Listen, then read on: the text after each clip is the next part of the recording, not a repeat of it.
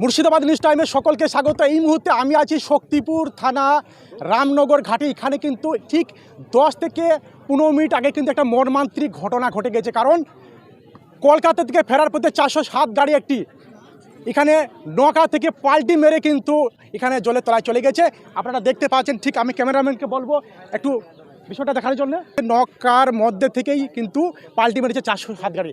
ওই গাড়ির মধ্যে ছিল দুটো ছেলে এবং একটা মেয়ে। মেয়েটা কিন্তু কোনো কারণবশত বেরিয়ে গেছে এবং এই গাড়ির ভিতরে এখনও পর্যন্ত দুজন লোক আটকিয়ে রয়েছে।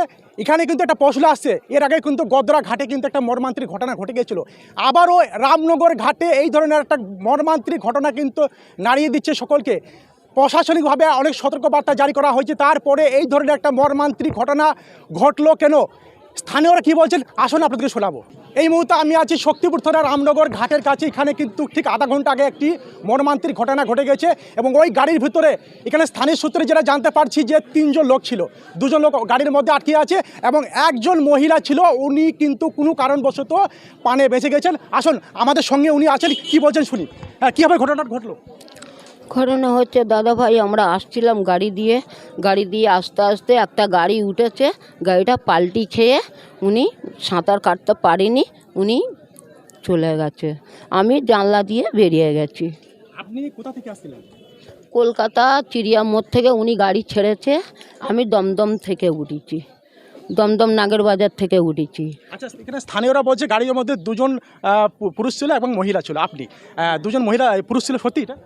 এরা সত্যি, মানে আমি একা ছিলাম, আর কেউ ছিল না, আর আমার দাদা ছিল, আর কেউ ছিল। মোট কজন ছিল?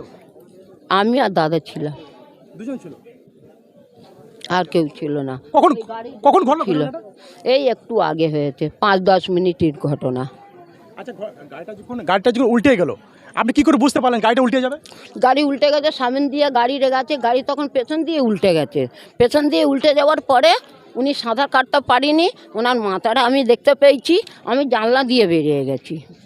জানলাটা কি খোলা ছিল? জানলা খোলা, হ্যাঁ জানলা খোলা ছিল, জানলা খোলা ছিল, জানলা বন্ধ ছিল, জানলার ভেতর দিয়ে আমি বেরিয়ে গেছি।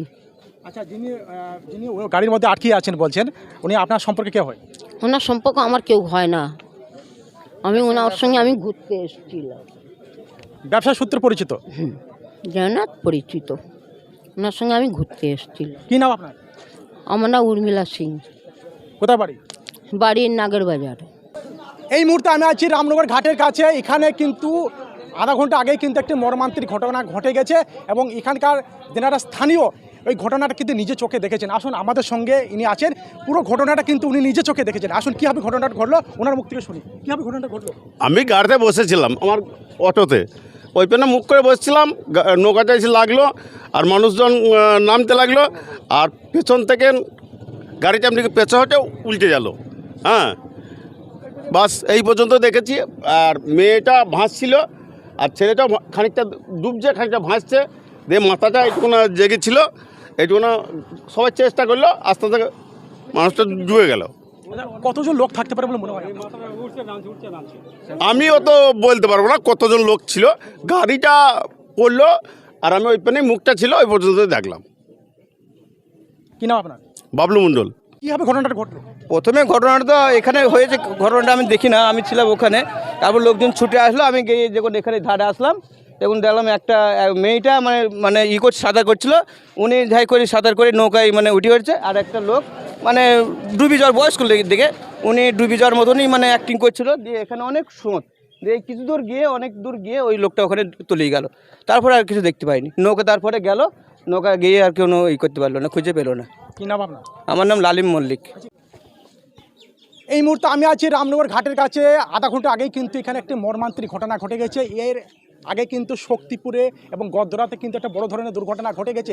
এই মালিকেরই ঘাট, প্রশাসনিকের নিরাপত্তা নিয়েও কিন্তু প্রশ্ন উঠছে এবং ঘাট মালিকের নিরাপত্তা নিয়েও কিন্তু প্রশ্ন উঠছে। প্রশাসনিকের নিরাপত্তা দেওয়া সত্ত্বেও কিন্তু এখানে কেন বারবার এই ধরনের দুর্ঘটনা ঘটছে। আসুন এখানে আমাদের সঙ্গে যিনি আছেন ওনার মুখ থেকে শুনে কীভাবে ঘটনাটা ঘটলো, কীভাবে ঘটনাটা ঘটে আগে বলেন।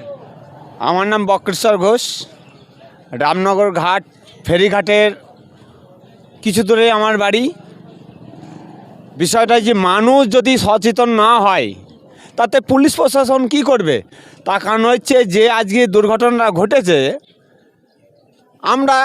আমার জ্ঞানে বলে মানুষ যাতায়াত সকলেই করে, কিন্তু একটা গাড়িতে চেপে সেই মানুষটা ড্রাইভার উনি চালাবে, গাড়িটা নিয়ে নৌকায় তুলবে, কিন্তু প্যাসেঞ্জার কেন বসে থাকবে? কেন গাড়ি থেকে নামতে পারেনি? সেই প্যাসেঞ্জাররা কেন নামিনি? আমরাই তো টাটা সমর নিয়ে আমরা ওপার এপার করি, ড্রাইভার গাড়ি তুলে, আমরা প্যাসেঞ্জার হিসাবে আমরা গাড়ি থেকে নেমে পড়ি। তখন দুর্ঘটনা এখানে একটা হতে প্রশ্ন পারে। আসে আমার কাছে যে প্রশাসনিকভাবে একটা সতর্ক বার্তা থাকে যে গাড়ির মধ্যে যদি কেউ মানে চেপে যদি গাড়ি নৌকার মধ্যে উঠে তাহলে তাকে নিষেধ করা ঘাট মালিক এবং তাদের স্টাফদের উচিত। অবশ্যই। এটা কাজটা কি করেছিল আজকে? অবশ্যই ঘাট মালিক পুলিশ প্রশাসন থেকে অবশ্যই করে। তার কারণ হচ্ছে সমস্ত ক্ষেত্রটাই ওনারা দেখেন, অথচ জনগণ মানে না। তার কারণ যে একটা আমি সামান্য শক্তিপুর যাব এলাকায়, আমি হেলমেট পরে যাই না, আমাকে ধরলেই তার অপদস্থ করে।